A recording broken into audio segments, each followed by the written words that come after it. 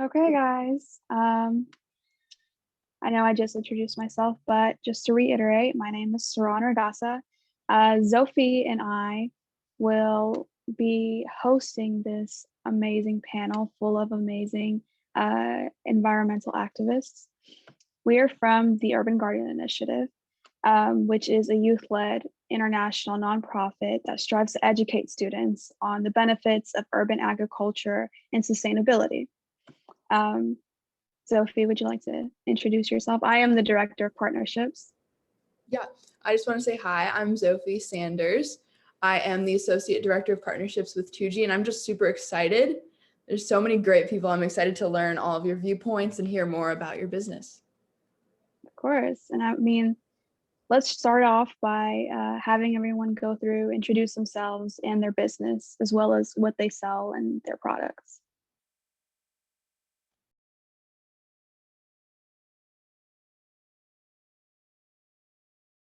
Oh, Aubrey, would you like to kick us off?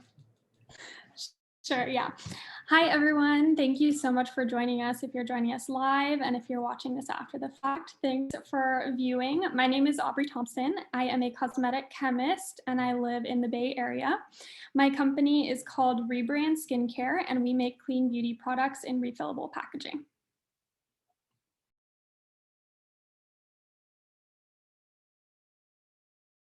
And whoever wants can just hop on. I can jump in. Hey everyone, I'm Mladen Gajic. Mladen, it's like Aladdin with an M. And I'm the co-founder and CEO of Plastic Score. So Plastic Score, we're a crowdsourced zero waste rating for restaurants. We help people know if they're gonna get plastic and styrofoam or reusables and more sustainable practices before they go out to eat or order delivery. And then we use that transparency of our rating to motivate restaurants to improve and then help them make changes on the back end. So our mobile app is live now. You can download it on the App Store and Google Play. And we're really doing a big push to get a lot of reviews and then use that data to drive positive change. I can go next. I'm Josh Isaacson. Hi, everyone. Co-founder of the Sustainability Lab. We're an online shop and discovery platform for sustainable products to help you in your everyday make some sustainable changes to your practices. Check us out at sustainabilitylab.co. And before I forget, we have an offer for all the viewers today with the code TUGI, take 20% off your order. And it's everything from personal care to kitchen to on the go to even some kind of indoor gardening. So hope you check us out. Thanks. Okay, I'll go next. Hi, everyone. My name is Caitlin. I'm a co-founder of Lunar Soul. We're an eco-friendly boutique. And specifically, I am specialized in education. So my goal is to kind of tell everyone about all the good things and why they're important without kind of shoving it into their face. But you can find us on lunarsoul.org. Thank you so much, guys. We loved hearing those snippets about who you are and how you're related to your business. Would you mind sharing a little bit into how your business was founded and why you decided to found it and like why you decided there was a need? And Aubrey, would you like to start to keep the same order? Sure, yeah. So I started my career as a chemist for a clean beauty brand, and I love clean beauty. I love the promotion of transparency and safety, but I still felt there was a long way to go from a sustainability perspective. Specifically, sometimes even natural ingredients are not sourced sustainably, and then also there's a lot of single-use non-recyclable plastic packaging. So I really wanted to be able to address that need, and because I was able to formulate the products, I was kind of already halfway there. So I really was able to do a deep dive into ingredient sourcing and doing the refill model to help reduce packaging waste. All right. Yeah. So I was actually in the utility industry for a while, kind of trying to make a difference from the inside and learned a lot. You really understand, why these big companies make decisions that they do and why they're not moving as fast as they could. But it's just, big corporation, a lot of bureaucracy, slow change. So I always wanted to start something. and I actually went to Startup Weekend, Tech Startup Weekend. I met my co-founders, and one of them kind of just pitched. He said, "I hate going Chick-fil-A with my family, and we're like stuffing all this like styrofoam in the trash can every time, and we should do something about it." So that's really how we started diving into this. We didn't come from a huge like sustainability background and knowing everything about this. We were just plastics has kind of bubbled up to the mainstream where there's something icky about it. You just feel bad because I think the community's done such a great job of putting out this knowledge, collecting all the data, showing the actual impacts, whether it's to wildlife, to our health, microplastics in all of our food and water now. It's hard to ignore. So we're looking at, okay, just as regular people, how can I help make a change? How can I make it easy to find restaurants that are doing better practices, and then utilize that same kind of mechanism that restaurants pay attention to Google reviews and Yelp reviews. Let's make them pay attention to sustainability and show them that it can be great for business. So that's how we got started. So for Sustainability Lab, my co-founder Elle and I, have always been interested in sustainability, and we talked often about how to actually make an impact and where to start. And about a year ago, and it was actually right before the pandemic started, we just were evaluating our own practices and kind of daily lives and thinking, if we're not making these small sustainable changes and we care about sustainability, then who else really is? So we spent, a couple months kind of before the pandemic and then really accelerated during it to kind of look around, look at the options. We didn't see anything that we really loved, but wanted to take all the amazing products that you can find individually out there and combine that with the need for trust, which is so important for sustainability, because if you're going to pay either a premium, or if you're going to try something new or interrupt your routine, you want to know that you're really actually making a difference. So there's so many options out there that are hard to find. We want it to be a place that's both innovative, so that you feel like you're trying something new that's exciting and really makes a difference. And I guess another component of why this business, why now, we also wanted to find out what people are interested in. What's the first thing that you'll do? So we did a lot of interviews with potential customers to understand what their priorities are. And so having an online shop like this, we have different verticals. We see what people are prioritizing. We can tweak our marketing and make more of an impact that way.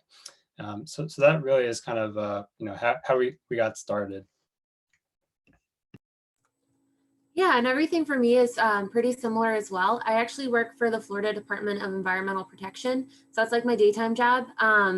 But like others have said, there is a lot of bureaucracy, so I don't have as much flexibility as I'd like to, which means I can't teach about everything that I'd like to as well. Plus you have to schedule it, and then with COVID, it was just really hard to get people out and socializing and doing fun stuff for the environment. So with my own company, I was able to have my own beach cleanups, keep everyone safe, and kind of do it at my own pace to actually get people outside. And then for being online, all of our stuff is eco-friendly. So really just trying to get people more interested in the environment and just providing the stuff that they would be buying anyways, but in the eco-friendly fashion. Thank you. I really loved hearing everybody's response. So I suppose my next question would be, how have your challenges, many of you guys stated challenges that you encountered either as a result of COVID or just being a sustainable business. So how have your challenges been similar or different from a non-sustainable counterpart? That's a great question. And yes, I think we've all definitely had challenges, whether it's through COVID or just trying to break into the sustainable business space. I think there's a misconception that you have to sacrifice profits to be sustainable. And sometimes that is the case. Sometimes the materials that you want to use as a sustainable brand are slightly more expensive. But also this is the way of the future. And so I like to make that clear that you can absolutely be a business that is for the environment and also profitable. For me, one of the biggest challenges has been sourcing. That's COVID related. It's also part of being a small brand. So if any of you here listening are thinking about starting a small business, typically your suppliers are going to have a minimum order number that you need to meet. And as a small business, that can be really challenging as you're starting off. And that will kind of be across the board, sustainable or not. And then in the sustainability realm, tracing your suppliers and where they're getting their ingredients from is already really difficult. Supply chains are very complicated, but then when you're small, they're not going to want to bend over backwards to help you out to get you that information. So I have really had a challenge, but also success in finding partners who are going to help me be a more sustainable brand.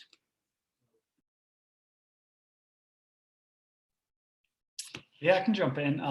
One of our biggest challenges has been Facebook ads, in terms of sustainability being a social issue, and just like it's also very tough to get in touch with their customer service, which is a whole nother story. But we've been literally waiting 3 months to just run a few ads to like get people to download our app to find sustainable restaurants. And, it was before it's like, hey, we need to make sure you're, a real person because you're advertising about social issues.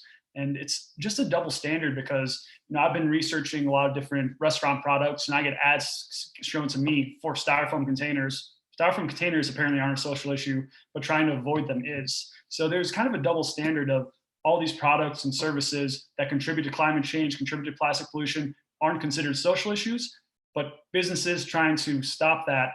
Now it's a social issue. Now it's something that has additional restrictions on being able to put out your ads. So it's been a frustrating part of the job for sure. So something to watch out for. And if you are building a sustainable business, make sure to get your account verified. You'll probably be advertising as a social issue. So something to keep in mind. Yeah, so kind of as an online shop, I'd echo a lot of what Aubrey said, and I think the transparency of the sourcing is challenging. I think also contending with greenwashing is similar to that.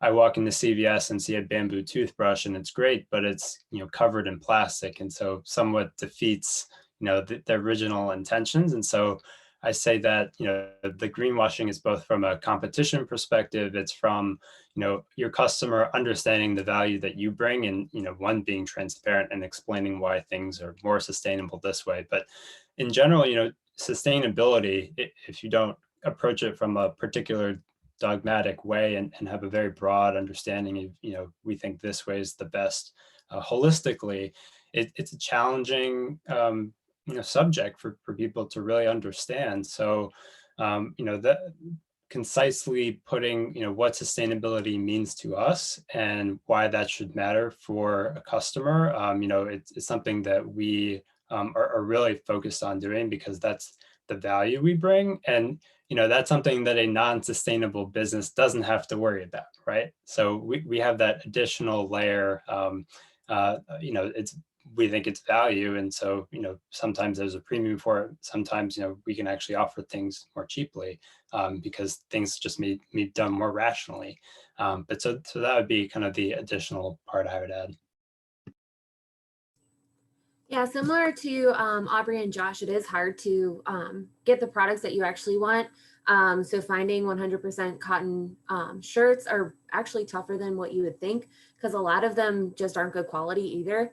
But I would think like my biggest struggle is more along the lines of, I'm not a business person. I went to school for science. So starting up my own business on the fly is a lot tougher than what you would think, just because of all the legalities of it. And same with like Facebook and Instagram, it's hard to get your ads out there. You might be paying like $20 to $30 for that ad to go out, which isn't a ton of money, but it's only hitting certain people.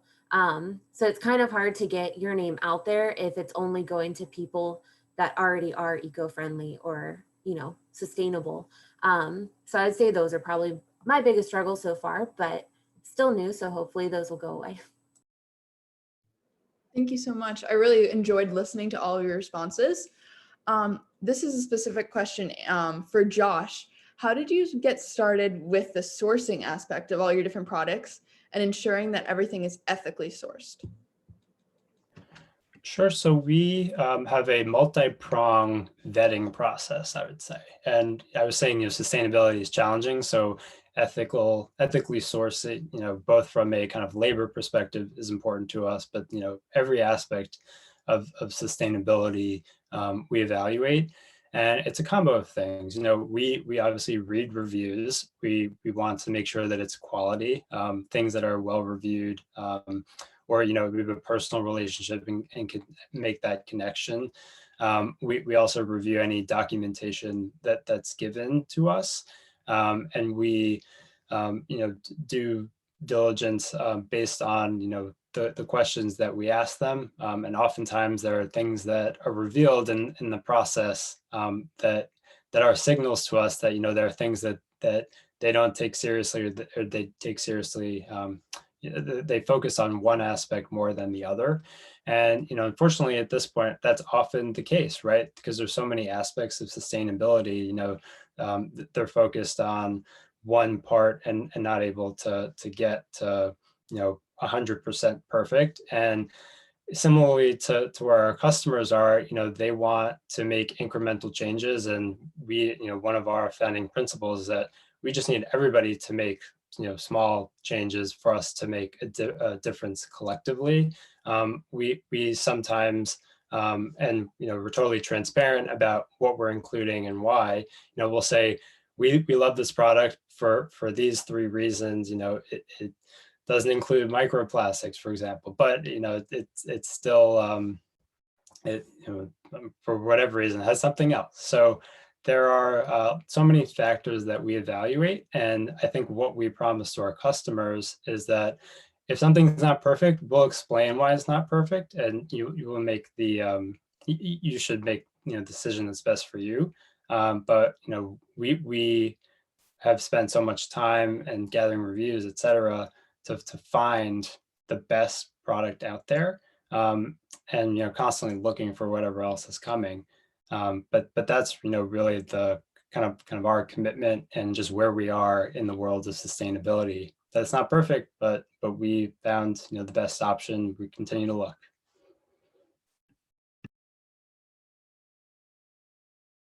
Thank you so much. Thank you. Saran, do you want to take the next question?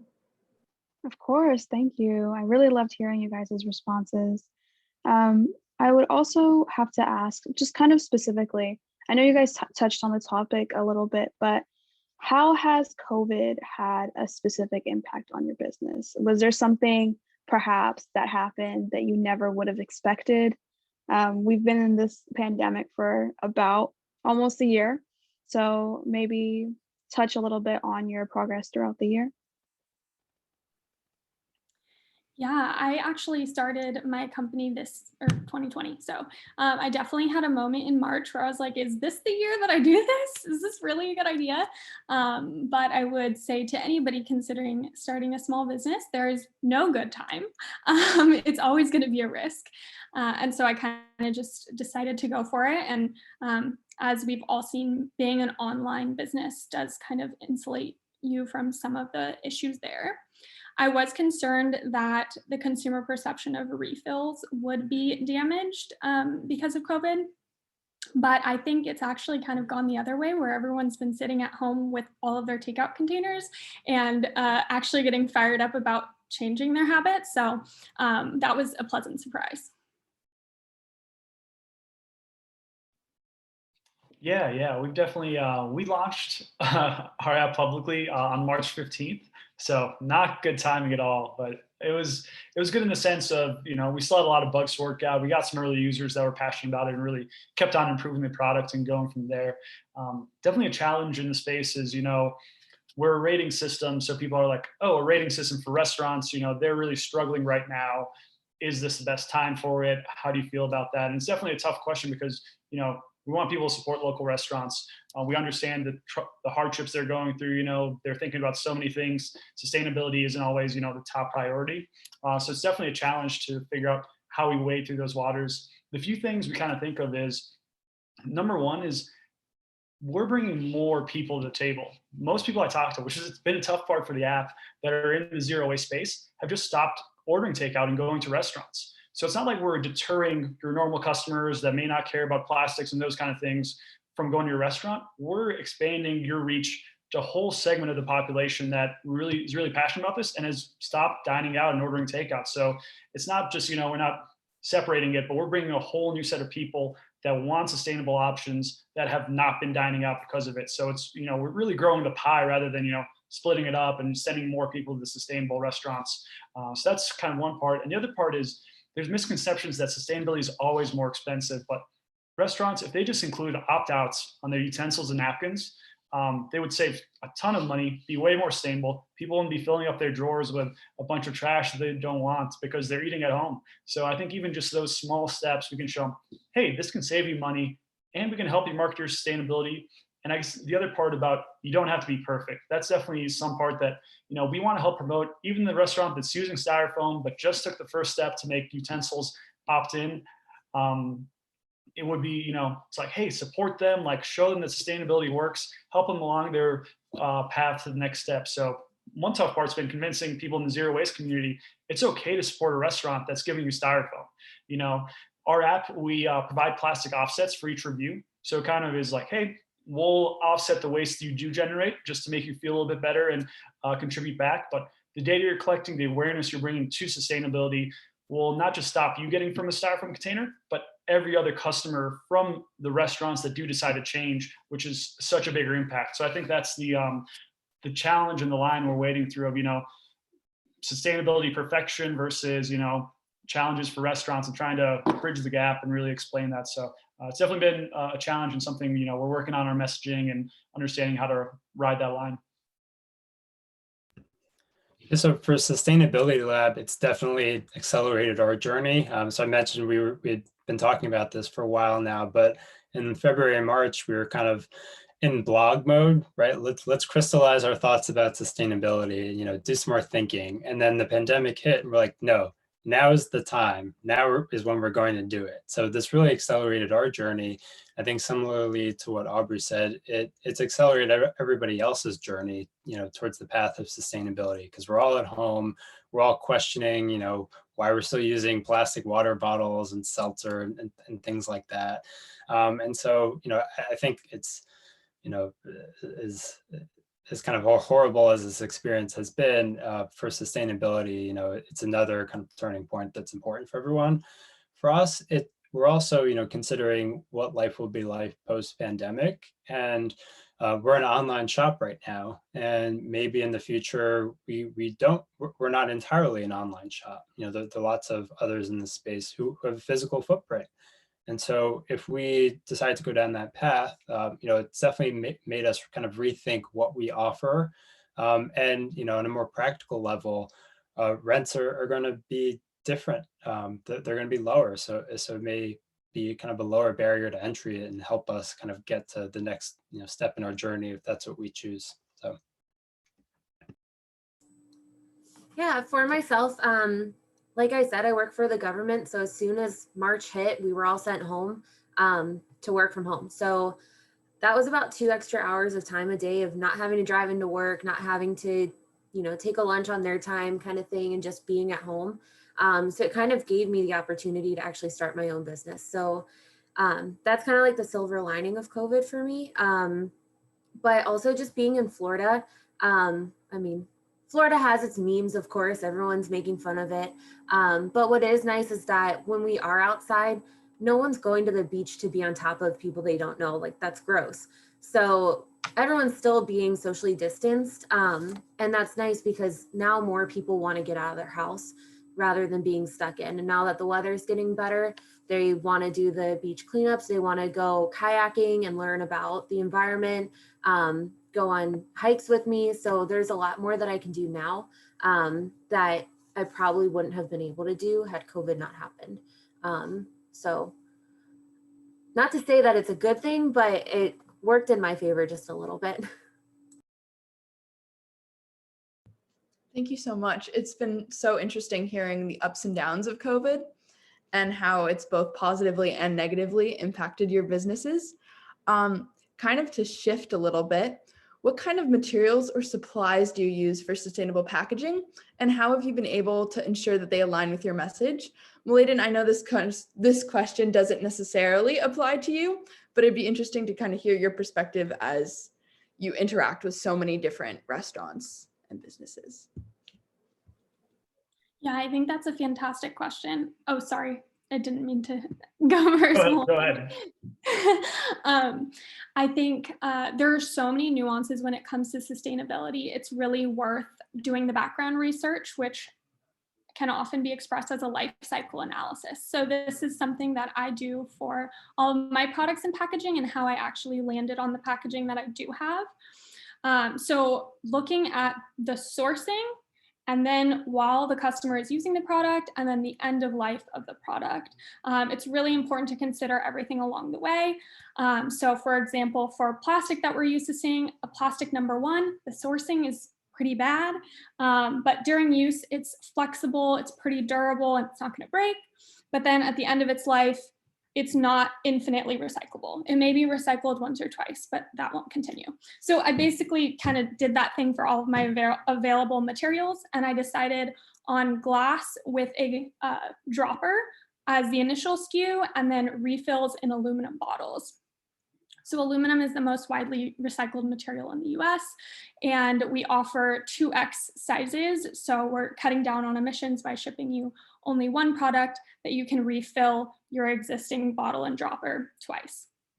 So that's how I applied it, but that process can be applied for any product, thinking about it all the way throughout its life.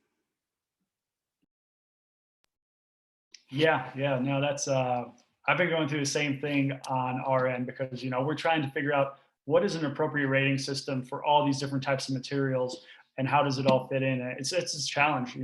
We talk to different sustainability professionals. If someone's a recycler, they're going to say, depending on how well they recycle, they're saying like, oh, we can accept plastics.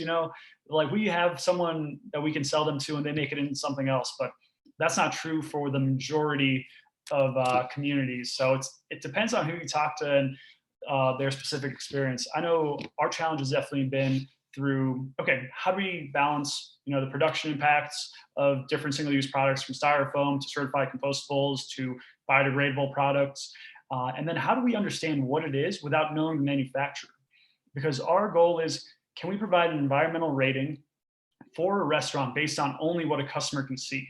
And this is what we've seen as the issue why there isn't a sustainability rating yet, is it's tough to get a restaurant to, let's say, give you all their information about what they use, their energy use, their sourcing, all this stuff. They may not have it, they just probably don't have enough time. So we're saying, okay, from a customer perspective, we can scale this out to enough restaurants because it's crowdsourced to make it a usable rating. Can we get enough information about it? So that's definitely the tough part of our reviews are a little more citizen science-y. We ask people to read the labels, like really look at, what are they getting? How did they get it? Was it given automatically or by request? So we focus on the things we can see and from the customer side. So understanding labels where if something says biodegradable, that doesn't have any requirements to put that on your product. The product could be great, but if it doesn't have, a certification, it could also be covered in plastics. So it's something where we go by the labeling that's, required out there. That's what we can judge based on just looking at it without knowing the SKU and the manufacturer and what their practices are and those things. So we definitely understand the limitations of our approach, but we think we can get enough data and enough coverage to say, hey, generally products they're only biodegradable versus certified compostable. One's a little better, the other, if it actually gets composted.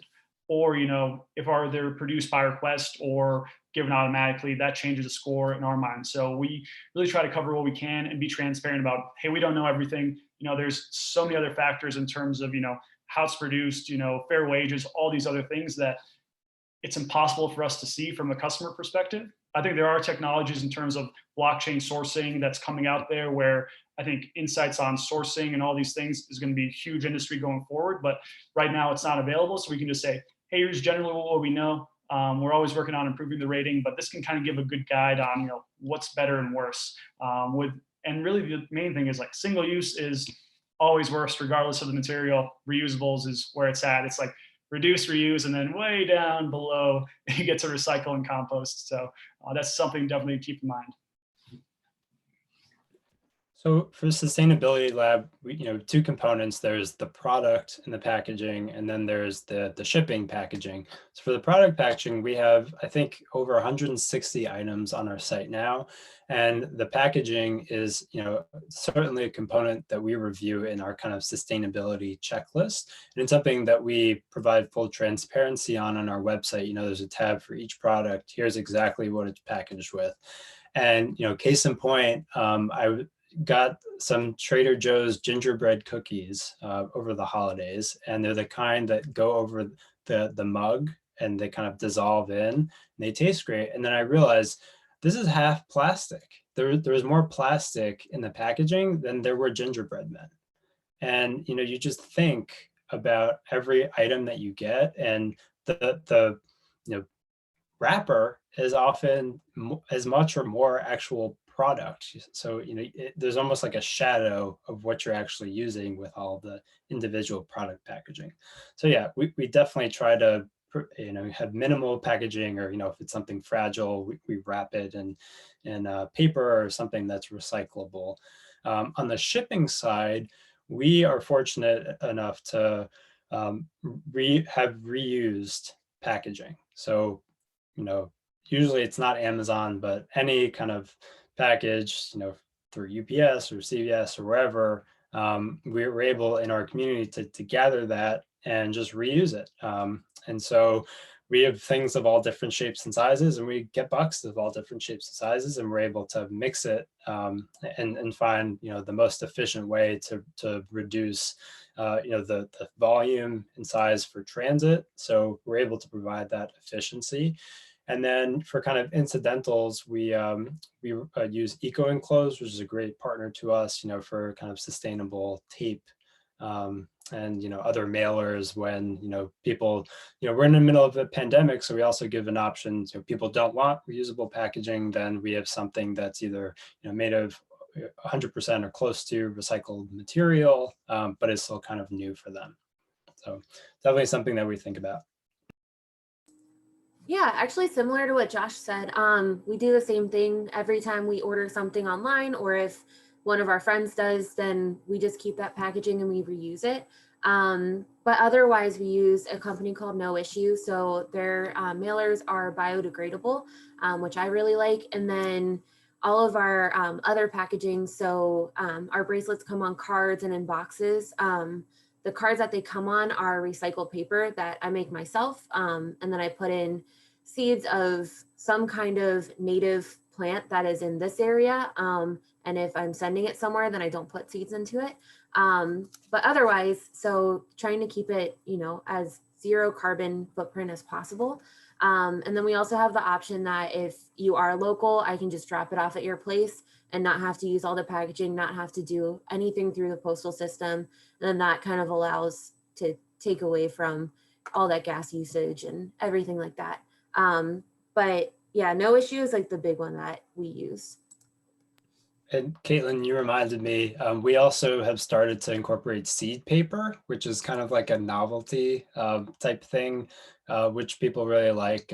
So, we're a small business and we write notes kind of thanking, our shoppers, and kind of have a note at the bottom saying, by the way, this was written in seed paper. And so it's recycled paper with kind of non-invasive wildflower seeds in it. And so it's kind of like a fun thing. That's, it kind of adds to the message because it's something that they can take and do something with because it grows. Yeah, of course. Thank you so much for you guys' responses. That's a really interesting initiative, Josh. I would love to see how you guys implement that, or how you guys have sent those out to your people. So I want to talk for a second on an area that you guys have all already mentioned already, which was reaching a target audience. So how do you guys identify and reach your target market? And how would you recommend another sustainable business go about that? This is a great question. And I think, yeah, all of us have a different background that wasn't business. So this is kind of one of those topics that we've all probably learned on the go. I did a master's program in product development, so I did get to take some marketing classes, and that was extremely helpful. But honestly, there's some good TikToks out there. There's some good YouTube videos out there to kind of teach yourself. And one thing I'll say is it's not necessarily going to be the target audience that you expect. So you can set out who you believe you're speaking to, and that can drive your initial marketing. But I also recommend you do analytics on specifically social media to see who are the people that are actually engaging with you, and does that match up with who you thought you were selling to. For me, at first, I was really targeting zero waste people, which is what I am at the time. And I realized that my message was actually resonating a lot more with people who liked clean beauty, because they were already, they were looking for those product types like a serum or a facial oil, whereas a lot of us zero waste folks had already been okay without those types of products for a while. So I thought my target audience was zero waste folks. It actually ended up being more clean beauty folks who know a little bit about sustainability and want to do more. Yeah, that's a great question. I'm taking notes here from all the other panelists' answers. So yeah, for us, it's definitely been, a process of figuring it out. Definitely on the zero waste side, like, oh, the zero waste community, they're going to be great for this. But a lot of them don't eat out much. So if they're not out there leaving reviews, that doesn't really fit with our app, even though they really believe in our mission. So we've really found some success with reaching out to groups in particular. So looking at college clubs, neighborhood groups, because what we're doing is really, like, it's a big citizen science project, honestly, of collecting what are all these restaurants doing, how is that changing over time, and we can use that data to drive policy. So we just actually released our groups feature where like a college club can join in, start leaving reviews, and then we can give them reports on, hey, here's how your group looks, here's how many items you got this month, how many restaurants gave you utensils, how many didn't, how many had styrofoam not. So giving stats, and then we can do cool things like, oh, let's see how this compares to like your rival campus, and like help them use our data to support their awareness and advocacy initiatives. So we found that really resonating with, there's a lot of existing like infrastructure out there, and people that want to make a difference are part of these groups. And we can really be a platform that brings them all together, gives them something, an activity they can do that makes an impact, and then use the data to give it back to them along with guides and resources to make a difference in their local community. So we're really tapping into the group side of things to see, okay, how can we like work together to push forward their mission and help us out as well, and just kind of have wins for everyone. So that's that's kind of what we're looking for. And another one that I think could be a good target market is new parents is definitely one, where they're busy, so they're eating out a lot for us, but they're also like, they just had kids, so it's like existential, whoa, like the future actually matters to me now.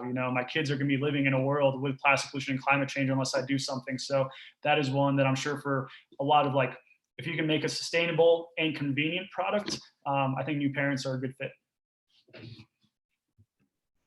Yeah, so for Sustainability Lab, similar to what Aubrey was saying, learning on the go, definitely trying to get up to speed on like the Bible for getting new customers as much as possible. That there is a roadmap out there that I think is worth following. For us, I'd say, one nuance is our ideal customer is someone who's interested in sustainability, but doesn't know where to start. So, it's a little hard to find that person, right? Because they're interested, but they haven't actually done much about it. So we're not, getting too caught up on finding that person so soon. What we found, that we need to do is really meet people where they are. And so, I was saying we have like over 160 products out there. There are all these people who are looking for the best version of X. And so One place that we found, fruitful and place where we can make a difference is on some Facebook groups. Some of them are zero wasters, some of them are just more sustainability brought. They're asking these questions like, what's the best bar shampoo? That question comes up every day, and people have different opinions, and we've laid out why. We actually have several different versions of a bar shampoo based on what you're looking for, why that's the best option. So, meeting people where they are both online, and then, I was saying before, I think eventually we need to be in person, in front of people, things people wanted to hold and smell, and touch the things that they're going to buy. And so I do envision that being a component and a great way to drive traffic. So. In all honesty, the target marketing, still figuring that out. And it really confuses me. On Instagram, it's what I expected. It's around like 15, 16, up to like mid 30s, 40s. And then farmers markets are the complete opposite. It's mostly grandparents. So I'm still trying to figure it out. I'm not quite sure, but it seems like the grandparents are the ones, or new parents, they're the ones that are looking at those products, and mine might be the same as someone next to me, but the difference is that mine's eco-friendly. And so they end up coming back over to my booth to then talk a little bit more about it.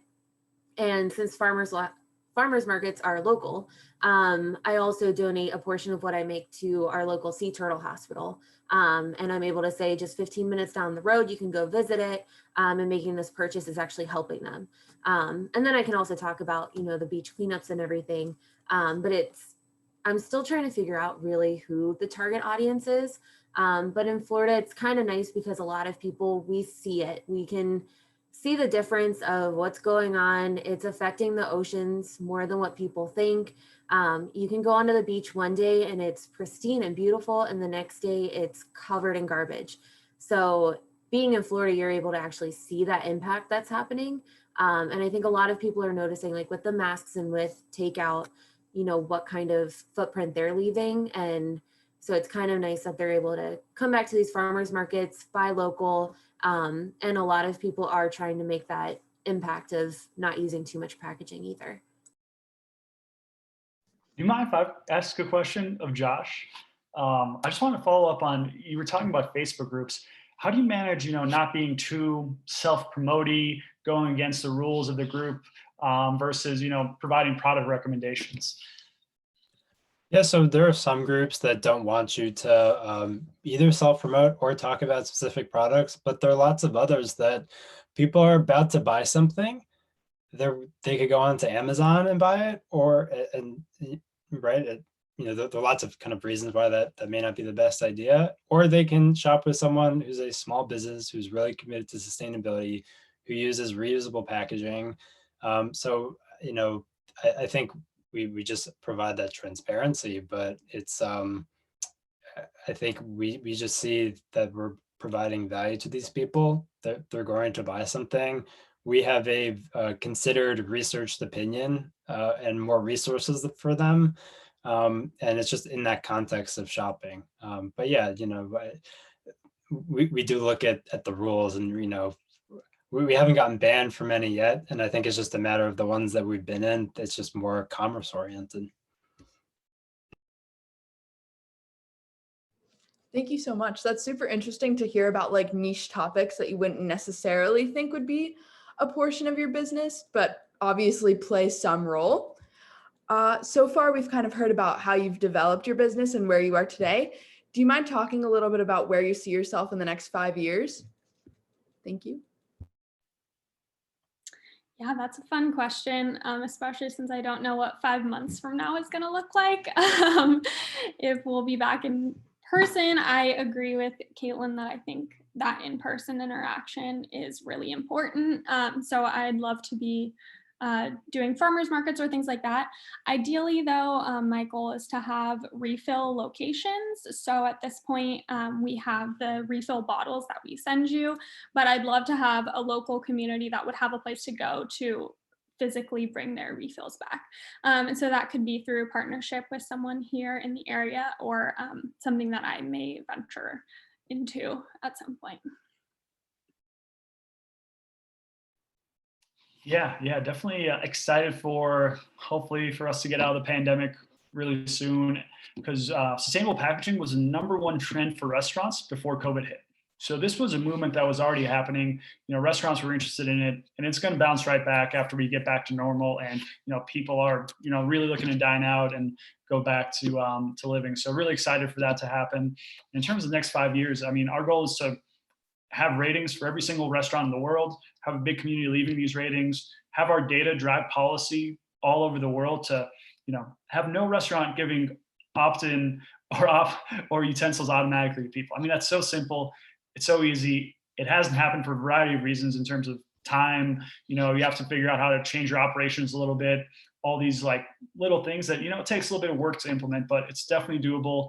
And I think we can make it happen just by bringing attention to it. And that's just, the starting point. But I think, the world has to move to fully, circular economy, reusable model as soon as possible. And restaurants are a really big place where all of us, see directly the impact of disposable items. So I think if we can help drive that, it needs to be done.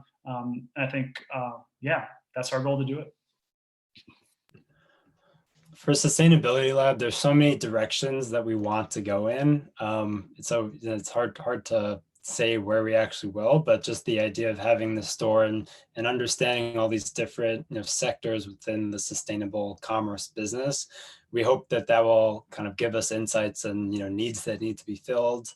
I will say that Elle and I had this vision of place in Lower Manhattan. It's kind of like the mecca of sustainability, where you can buy sustainable products and restock on your daily necessities and get a single source coffee or biodynamic wine and go in the back and plan your sustainable wedding or a sustainable glamping trip and just have like an area or a single place for you to kind of have all your questions about sustainability answered and see the future of sustainability, because there's so many exciting new products and technologies out there. So I think that would be a component of what we do in 5 years. There's so many other things that I was saying. We're interested in the corporate gifting sector actually, because people get sent to them stuff that they never use or that encourage bad practices, and so that's a way for us to kind of expand into another sector. And all of these corporations are so focused on ESG, environmental, social, and governance. And so kind of practicing what they preach is an important part of that. One other direction we could go is kind of, either further into the supply chain of one of the kind of product sectors. So, responsible sourcing is so critical. And as I was saying at the beginning, we can't travel right now. We're in the middle of a pandemic. So, but we may end up owning a hemp farm in West Virginia because that's a really sustainable material, and we just want a lot more things made of hemp out there. So many, I think, exciting ways to go in 5 years. So we'll see what happens. Yeah, just like Aubrey said, it's hard to know what's going to happen in the future. Hopefully more products, and those products made and produced just by us. And really just being able to have more events, especially we don't want to have too many, so we keep to just one a month right now, and we only allow 12 people to show up, and we split up into 2 groups. So really trying to have more of those events would be great, because that means we're picking up more garbage. Hopefully we have more locations, and we can do like virtual beach cleanups, but ultimately hopefully we're able to set a standard for others to follow. So a lot more people using sustainable products, hopefully. Of course. Thank you guys for your answers. Now we've had a kind of excited audience. We have a couple of questions that we want to cover. Firstly, one from Rachel. She says, how do you go about getting your products to your customers with as zero waste as possible? Do you take advantage of some type of closed loop system? Caitlin, if you want to start with this one, just switch up the order. Sure. So right now I keep everything local. So where we get our shirts from, we are about 45 minutes from them. So I'm able to just pick up our orders right then and there. And otherwise I create everything else. So, and being quarantined and in a pandemic, it's something to do, and I'm not going anywhere. So hopefully not really doing too much with my carbon footprint.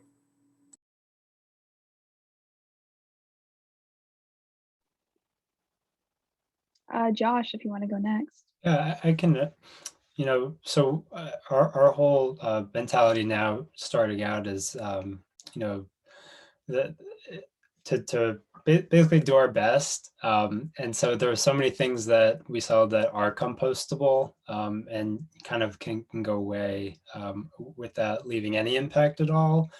Other things that are recyclable in some ways that, we try and have try and include things that are recyclable that you actually can recycle. Other kind of ways to answer this question, we were looking at other shipping methods. So there's some companies out there that actually have like a pouch that you send the product in, and then you send the pouch back. So you're actually not using any kind of shipping materials that you throw out or recycle or reuse. So that's something that we're considering down the road. But I think just the whole sustainable commerce space, like there will be lots of things that you can't really do in a closed loop system just because we're not used to that type of living. So there are lots of people out there who have the time to make their own things, like soaps or things for kitchen or personal care.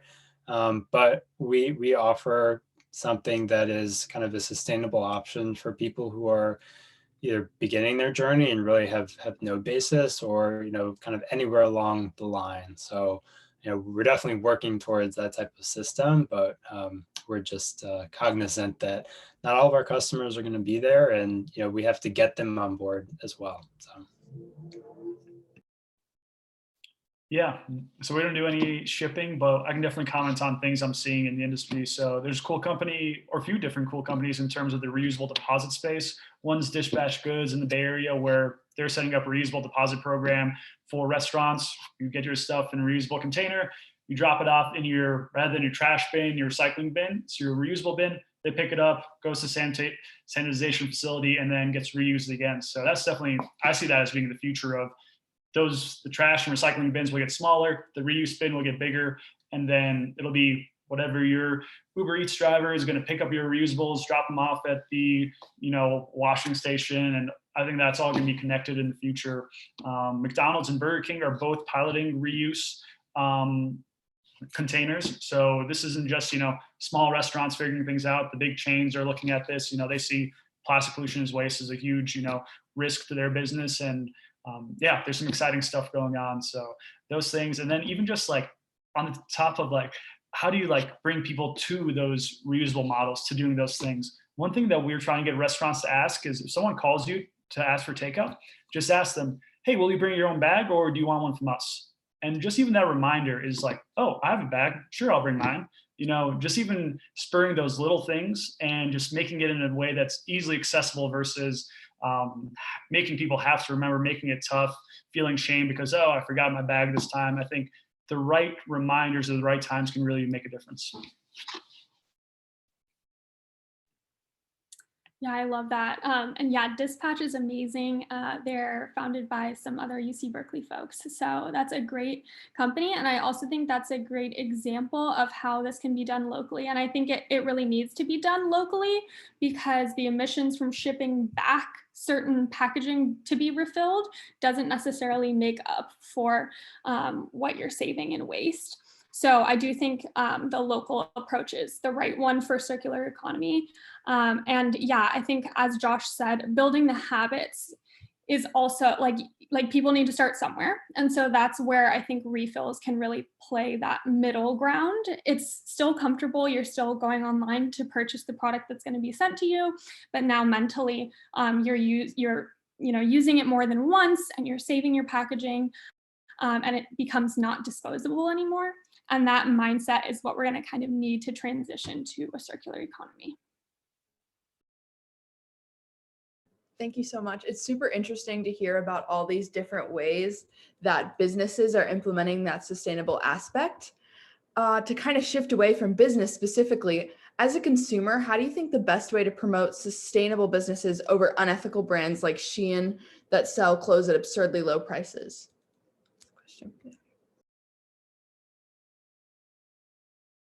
And whoever wants to hop on that can. I think honestly, you just have to kind of do your own research on it. Unless, there's an app that talks about specifically clothing. I don't think that happened yet. But yeah, I think it's just something that in the description, you have to see what it's made out of. And I know like cotton gets a bad rep for shrinking or it's, cheap material. But it is one of the best for, the environment. Whereas other brands that have polyesters, things like athletic brands, especially, they use a lot of microfibers, which is actually just little tiny plastics that are in your clothing. So every time you wash it or every time you're moving around, you're either getting those plastics into the air or you're getting it into the water system from washing your clothes. So in my personal opinion, I think you just have to kind of educate yourself and then, put in a little extra work for the research of it. I just threw in a link for a company called Good On You. They're doing something similar to us, but in the fashion space. So definitely worthwhile checking them out. I think they're based out of Australia, but I think they're live in the US. I would say definitely be mindful of understanding that people are at different stages in their zero waste journey. I think there's folks that maybe can't afford things, they don't have the time, they're under a bunch of stress, you don't know what's going on in their family lives or anything like that.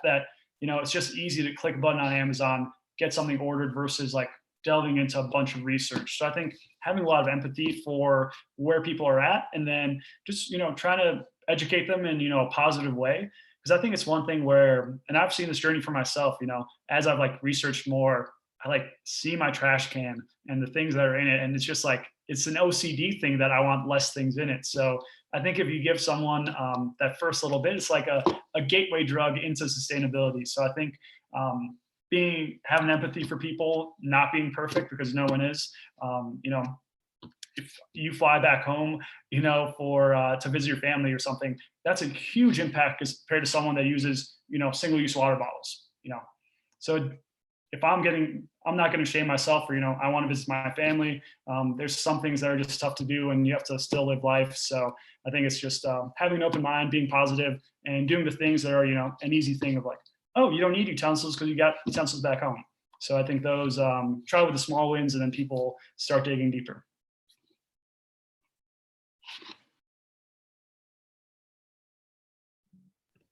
Thank you guys. Oh, did I interrupt anyone?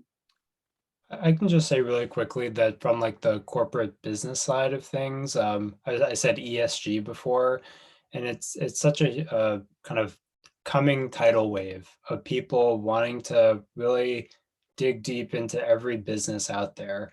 What are they doing for the environment? What are they doing for society? And how are they governed? We've seen so much reporting, the past like 5 to 10 years about unethical businesses.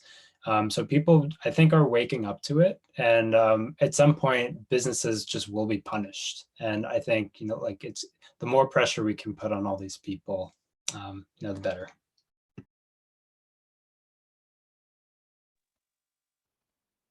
Okay.